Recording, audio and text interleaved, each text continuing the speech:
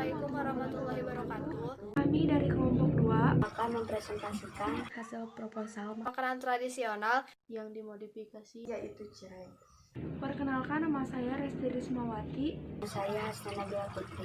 Saya Irma Warni.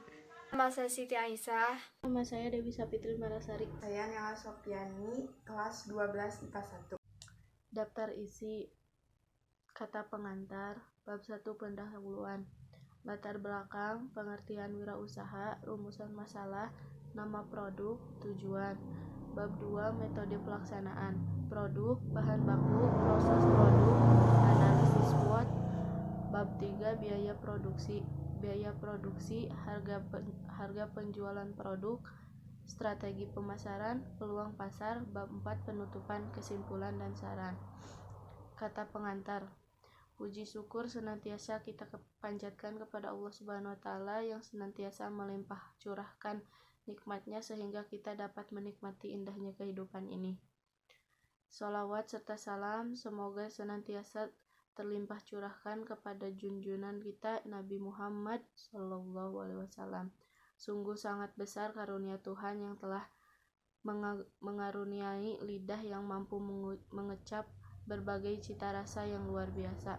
Banyak sekali jenis rasa yang dapat kita nikmati, seperti manis, asin, pedas, asam, dan pahit. Semua jenis rasa tersebut dapat diolah menjadi berbagai campuran rasa yang unik. Tidak lupa kita mengucap banyak terima kasih khususnya kepada Allah Subhanahu wa Ta'ala dan umumnya kepada seluruh pihak yang telah memberikan dukungannya, sehingga kita mampu menyelesaikan rancangan usaha produk di bidang kuliner. Semoga rencana pengembangan usaha di bidang kuliner ini dapat meningkatkan kualitas sumber daya baik alam maupun manusianya sehingga memiliki kualitas yang lebih baik lagi. Bab 1 pendahuluan. 1.1 Latar belakang. Indonesia memiliki keberagaman pangan yang tersebar di berbagai daerah. Makanan khas daerah juga menjadi ciri khas dari daerah asalnya, sehingga makanan khas daerah juga dapat mendukung pariwisata daerahnya. Saat ini ada 30 jenis kuliner yang menjadi ikon makanan khas Indonesia. Makanan ini terbagi menjadi makanan pembuka, makanan utama, dan juga makanan penutup.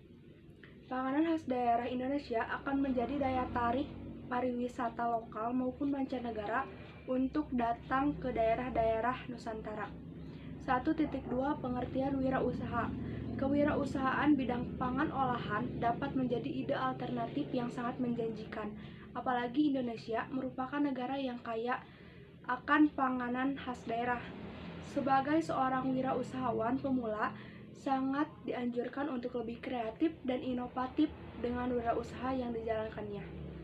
Artinya, selalu melakukan diversifikasi produk atau pengembangan produk agar memiliki varian lebih dan mempunyai kelebihan dibanding pesaingnya. Inovasi juga dilakukan agar konsumen tidak jenuh dengan produk yang sudah ada. Walaupun produk khas daerah, inovasi tetap bisa dilakukan, baik inovasi dari sisi rasa, dari sisi bentuk, maupun kemasannya. 1.3 Rumusan masalah. Apa itu wirausaha? Apa itu cireng? Dan bagaimana cara modifikasi makanan khas daerah? 1.4 Nama produk. Produk ini kami beri nama cireng genjet. 1.5 Tujuan. Adapun visi dan misi dari pembuatan produk ini adalah 1. Visi agar lebih menambah kreativitas siswa dalam berwirausaha dan menambah wawasan di bidang makanan khas daerah. 2.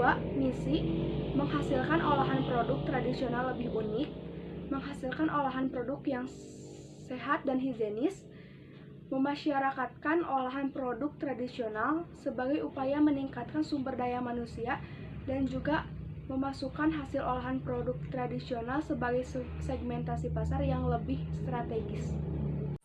Bab 2 metode pelaksanaan. 1 produk. Cireng singkatan dari aci goreng, bahasa Sunda untuk tepung kanji goreng. Makanan ringan ini berasal dari daerah Sunda dengan cara menggoreng. Campuran adonan yang berbahan utama tepung kanji atau tapioka. Makanan ringan ini sangat populer di daerah Priangan dan dijual dalam bentuk varian rasa. Seiring dengan perkembangan zaman, cireng telah terinovasi varian rasa, yaitu ada rasa daging ayam, daging sapi, sosis, bakso, dan keju. Sekarang cireng tidak hanya terdapat di Priangan saja, tetapi sudah menyebar hampir ke seluruh penjuru Nusantara. Yang kedua, bahan baku. Yang pertama, bawang putih. Yang kedua, air. Yang ketiga, minyak goreng. Yang keempat, tepung kanji atau tapioka. Yang kelima, santan instan atau kara. Yang keenam, penyedap rasa. Yang ketujuh, garam. Yang kedelapan, keju mozzarella. Yang kesembilan, saus bolognese. Dan yang kesepuluh, kornet. 2.3 Proses produksi.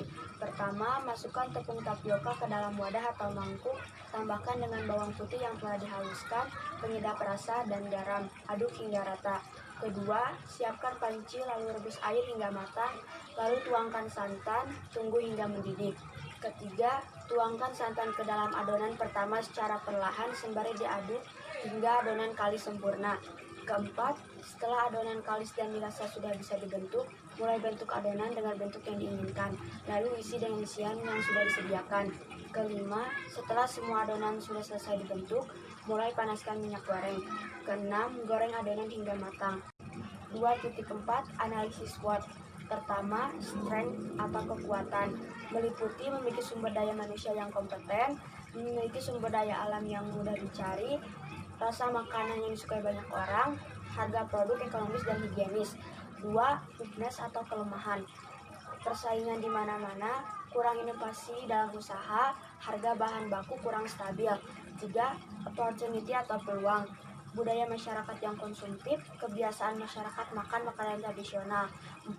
Threat atau hambatan, banyaknya kompetitor yang bergerak di bidang yang sama dengan rasa yang tidak jauh berbeda, masyarakat bosan dan ingin membeli makanan yang lain. Biaya produksi 1. Tepung tapioka 2 kg 16.000, minyak goreng 2 kg 12.000, bawang putih setengah kilogram 16.000, santan kara 3 bungkus 12.000, penyedap rasa 4 bungkus 2.000, garam 2 bungkus 2.000, keju mozzarella 20.000, saus bolognese 19.000, saus gochujang 16.000, kornet 18.000, dan gas LPG 21.000. Total biaya 154.000. Total biaya dibagi jumlah produksi 154.000 dibagi 100, 1.540.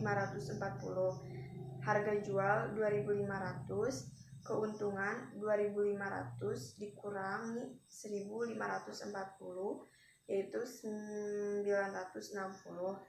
Harga penjualan produk. Rencana harga jual 2.500 per buah dengan jumlah produksi 100 buah per hari. Maka jumlah penjualan kotor per hari mencapai 250.000. Berikut perinciannya. Jumlah penjualan 250.000, jumlah habis pakai per hari 154.000, dan laba bersih 960. Strategi pemasaran. Dalam strategi pemasaran, yang pertama ada produk. Cireng isi ini memiliki kandungan karbohidrat, kalsium, dan protein yang cukup tinggi sehingga dapat memenuhi akan kebutuhan karbohidrat, kalsium, dan protein bagi masyarakat. Yang kedua, harga jual. Cireng isi ini dijual dengan harga yang sangat terjangkau sehingga dapat dinikmati oleh semua kalangan masyarakat. Yang ketiga, distribusi. Peluang pasar utama untuk distribusi ini adalah online atau delivery. Selanjutnya ada peluang pasar. Dengan adanya inovasi dari olahan tepung atau lebih tepatnya cireng dengan isian keju mozzarella, kornet, saus bolognese, dan saus gochujang dapat memikat konsumen untuk mencoba dan tidak melupakan makanan khas dari daerah Jawa Barat ini. Untuk kesimpulan, makanan khas daerah Bandung salah satunya adalah cireng, yang mana harganya sangat terjangkau dan dapat dinikmati berbagai kalangan masyarakat.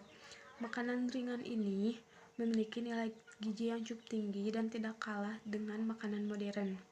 Selanjutnya, saran. Tradisi peninggalan nenek moyang adalah Makanan-makanan khas yang harus dilestarikan dan dijaga agar khususnya makanan khas Indonesia tetap terjaga dan tidak hilang terkikis oleh zaman.